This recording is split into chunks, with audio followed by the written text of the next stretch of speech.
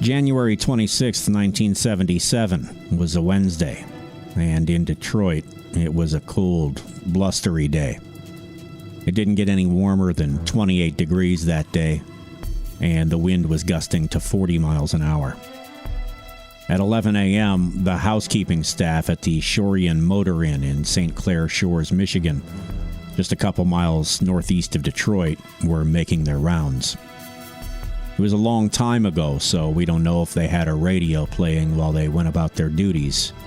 But if they did, they likely heard one of the chart-topping songs that week. Car Wash by Rose Royce, perhaps, or I Wish by Stevie Wonder. Their normal workday would soon be interrupted. When they arrived at room 140, the Do Not Disturb door hanger dangled from the knob.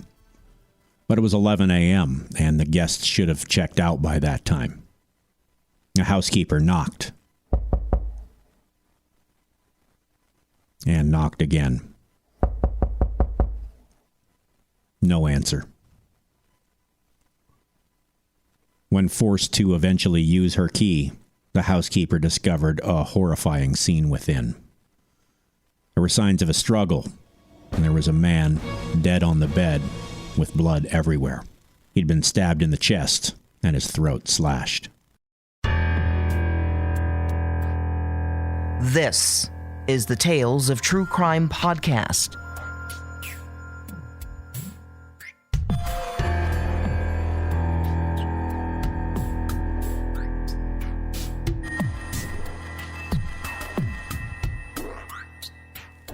Welcome to the inaugural episode of Tales of True Crime.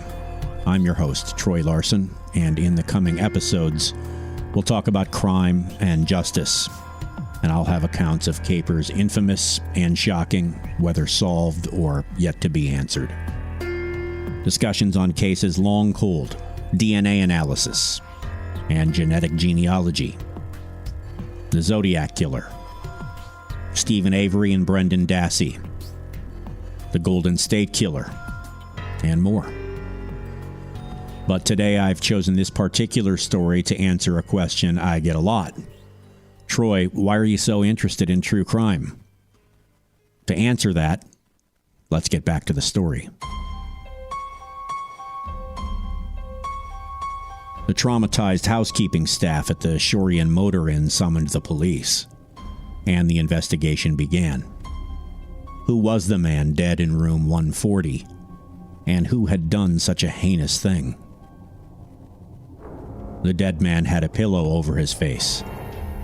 He had been stabbed twice in the chest, and his throat had been slashed. He'd also been bound.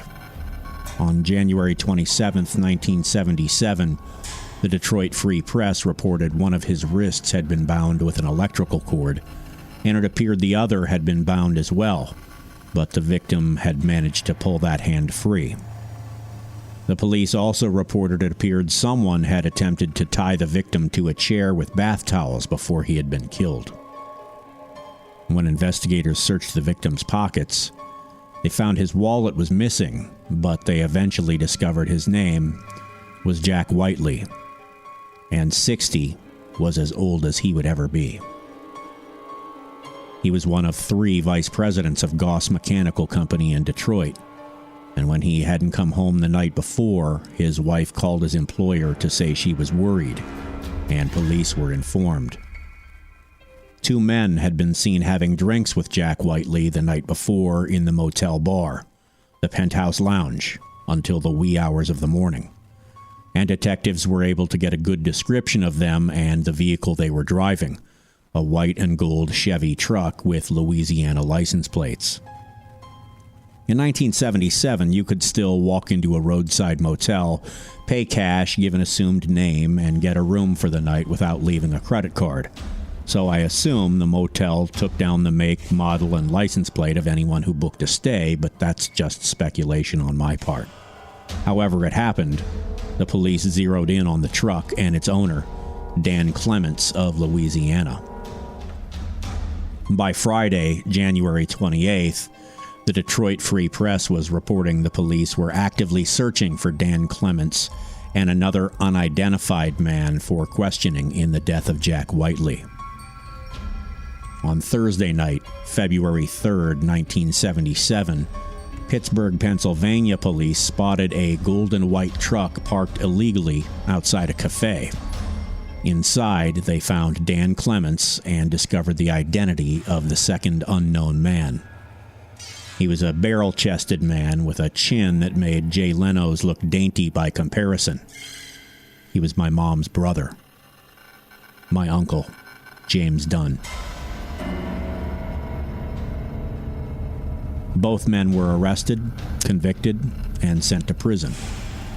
And I would grow up hearing the story of my Uncle Jim and the night in Detroit that landed him in prison. That's the story I'll tell you in the next episode. Tales of True Crime is written and produced by Troy Larson for Midwest Radio of Fargo-Moorhead. Follow Troy on Twitter at Sonic Tremors. For Tales of True Crime on video, follow Midwest Radio of Fargo-Moorhead on YouTube, and don't forget to subscribe. Thanks for listening.